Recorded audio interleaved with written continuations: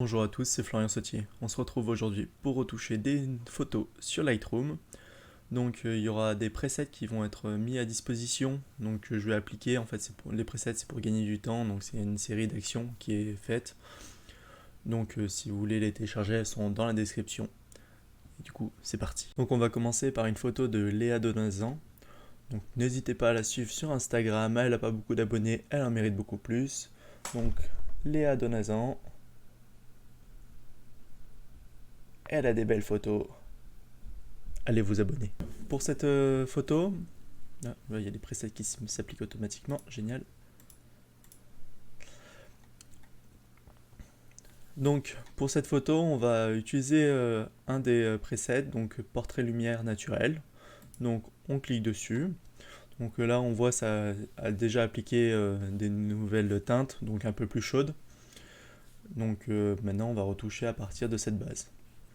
Donc première chose, on va juste recadrer en 4 tiers. Comme ça on a la ligne de force sur les yeux. On va augmenter un petit peu l'exposition parce que on n'avait plus de détails dans les cheveux. Et là, ce qui nous saute aux yeux, en fait, c'est que la peau, elle prend vraiment toute la lumière par rapport à ses cheveux. Si on baisse, en fait, on verra plus de détails dans les cheveux et on verra bien le visage et inversement. Donc, ce qu'on va faire, on va baisser l'exposition du visage. Donc, pour ça, on va prendre un pinceau de retouche. Hop. On double-clique sur effet pour initialiser et on va baisser les hautes lumières. Comme ça, en fait, ça va faire ressortir les taches de rousseur. À pas appliquer sur tous les modèles parce que des fois ça fait des effets bizarres, mais avec parcimonie, normalement ça marche. Là, vous voyez, on va augmenter. Voilà, si on augmente vraiment, vous voyez ce que ça fait. Ça fait un effet assez étrange. Donc on va revenir un peu en arrière. Ce qu'on peut faire en fait, c'est baisser un peu de haute lumière et re-augmenter l'exposition. Comme ça, en fait, on regagne les taches de rousseur. Donc, par exemple, hop. Alors, avant, après, dans l'inverse. Avant, après. Donc, ça remet de l'accent sur le grain de peau. Et voilà. Maintenant, on va s'occuper des yeux. Donc, on reprend un pinceau de retouche. On le réinitialise. On augmente l'exposition. Un peu les contrastes. Même un peu plus. On augmente un petit peu la clarté. Et on va peindre tout l'œil. Donc, j'ai oublié de préciser, pour le pinceau de retouche, là j'ai une taille, j'ai un contour progressif très élevé, un débit assez faible. Parce que si je mets un gros débit, que si je mets un gros débit et un petit contour progressif, regardez ce que ça fait.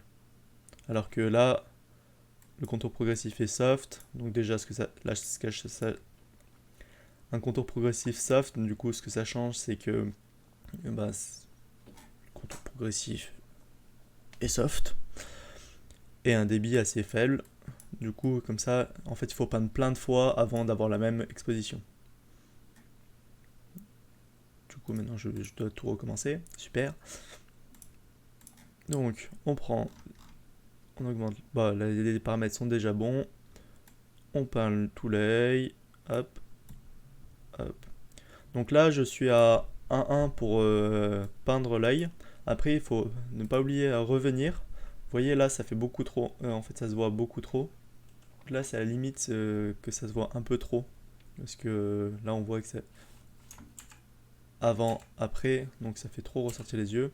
Donc on va reprendre le pinceau qui est là et on appuie sur le petit triangle et on va juste baisser un peu le gain.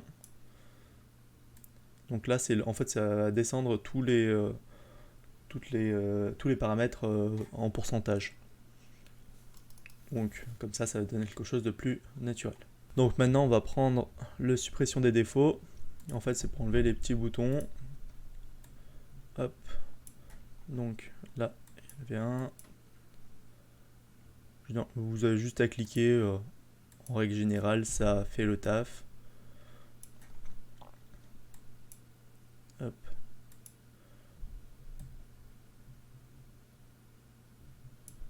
Tac. Après, vous pouvez les rebouger pour qu'ils soient au bon endroit. Hop. Donc là, on revient en arrière, avant, après.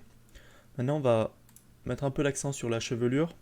Donc on reprend un pinceau, on redouble-clique sur effet, on augmente un peu l'exposition, les blancs, et on va juste peindre sur la chevelure.